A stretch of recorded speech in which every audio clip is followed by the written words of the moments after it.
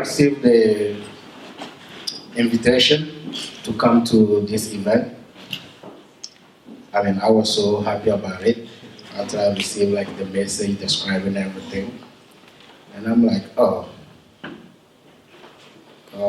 Africa, African people, religion. So I asked myself, who is African people? I mean, are we talking about our continent, the black people continent? Is that what we call Africa?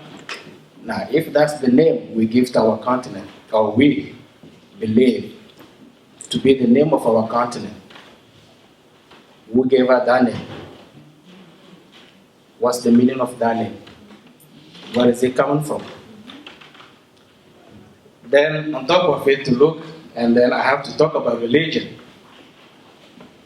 I mean, the same thing, the same belief that I saw put the chains on my people, that I saw kill people in my villages, that I saw poison waters. I mean, Moses even proved it. He proved in the Bible, Moses proved it.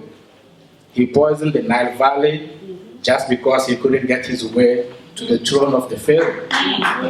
So, why do we have to really talk about this? I was coming and saying, okay, once I'm here, I don't really have anything to talk about religion, but to talk about our people, to talk about what the heritage, the values, the culture, the civilization that our ancestors left for us, whether we are born in Africa, we born outside of Africa, whatever we might be, no matter what path we've been working on, we just have to understand it's not working. We follow Jesus, we follow Mahomet, we follow all of them, it's not working. It's not working in our advantage. At all. Now, are we going to carry on walking that path where we know it's not going to work for us? It didn't work for those before us. It didn't work for the generation before us. Why do we still believe? Why do we still kind of, being, that ignorant to be thinking that it's going to work for us? Do we think our ancestors weren't lucky?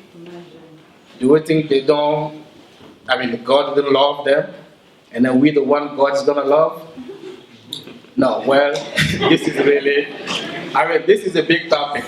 This is like a topic that can take us at 24 hours. We can talk about it here, where at the end, we're going to have to feel proud going home. Everybody thinking like, okay, let me start looking back into my culture and see what I can use. They told us all of the evil things about our culture, about our people, how they live their life. But for thousands of years, that's how they live their lives. That's how they live the same principle that these people are not demonizing. Those are the same people who maintain our ancestors' life. For them to even survive and even give birth to us. Now, something that gives birth to you, what pride? I would say that would be like a dementia to be thinking that something that your forefathers lived by, stood by, you grow up to think because someone came and stood in front of you with a book, dressed in white, whatever book they brought, dressed in white, telling you, okay, well, forget about what your ancestors did, that was evil. Are you just telling me I'm evil? Because I'm the son of my father. And everybody here is the daughter of their mothers too, and daughters of their fathers as well. Are you just telling me I'm evil? So let's just, keep it simple. For us, the place where I'm coming from, when your father built a house, and you grow up to see that house is falling apart, you don't go build your own house looking at your father's house falling apart.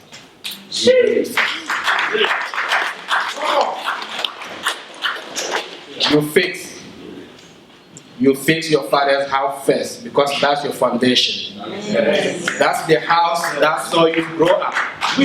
That's the house that kind of took care of you.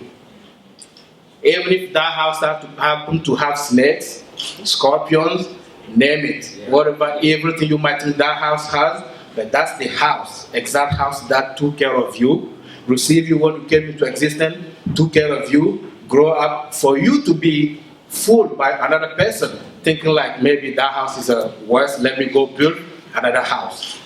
You can, what we call a bad child or a cursed child, that's like the way they say in the Bible, a curse, or in the Quran, a child that's cursed is a child that sees his father's heritage, his father's house falling apart, and feel proud about it, and thinking about going to start their own house. 5 minutes. Yeah, 5 minutes, whatever I say is enough for me, because I don't really have anything to prove to the religion. I don't have anything to prove to Muhammad. First of all, I get to meet a lot of people who have big hearts for religion, Christianity, name it, Islam, and all of that. One thing I ask them is very simple, like Jesus. What's even the name Jesus? What does it even mean? What language is it coming from? Where is Jesus from? Now, one other thing is like what they don't tell people, because when the elder was talking about Christianity, or Christianity coming from Kemet and all of that, having some trace in Kemet and all of that, yes, we initiated them. Our ancestors initiated those people. Those people were this civilization. Our ancestors gave them this knowledge. I don't walk in London looking at all of this and thinking like, wow, those people are better than my... No. Our people went far. We see the pyramid. We see everything they built. They went far into materialism, into trying to impress humanity. But they just understood like that's not where the focus is. The focus needs to be in the spirituality, the non-material aspect of existence.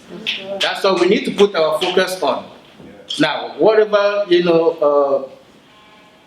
Jesus came to teach his people, or Muhammad came to teach their people, they just happened not to tell them like we were initiating the Kemet.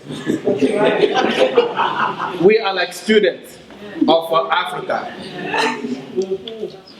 Believe it or not,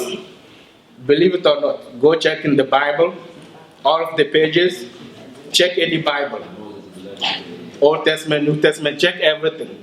There's nowhere they're going to tell you where Jesus was when he was 12, between 12 and 30. They don't tell you where he was. He was in our temples, initiating his